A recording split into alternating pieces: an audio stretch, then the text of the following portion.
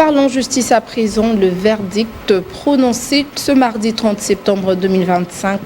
par la haute cour militaire à Kinshasa contre l'ancien président Joseph Kabila en faveur de sa peine de mort est jugé injuste par sa famille politique. Fabien Joseph Ilunga du PPRD au Katanga en parle.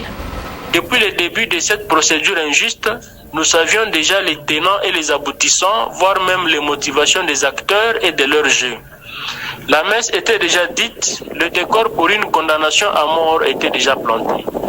Nous ne sommes pas surpris car cette condamnation est une honte contre le prestige, la stature et l'honneur pour la nation et la République tout entière dans la sous-région et voire même sur la scène internationale, mais aussi et surtout pour les Congolais en général et nous, sa famille politique en particulier, victimes de cet acharnement judiciaire contre notre figure emblématique, j'ai cité Joseph Kabila Kabange. Au nom d'un procès bidon, bâclé, sans aucune preuve matérielle, mais se fondant sur les rumeurs des réseaux sociaux, nous osons croire que la machine politique a supplanté l'appareil judiciaire pour tenter d'éliminer l'un des acteurs politiques majeurs en prélude des élections de 2028, et c'est inadmissible de surcroît un homme qui a servi avec abnégation, engagement, altruisme, passion et patriotisme ce pays, un président de la République honoraire. Refusant de se présenter et de se faire représenter durant toute cette procédure était pour Joseph Kabila une mesure sécuritaire personnelle,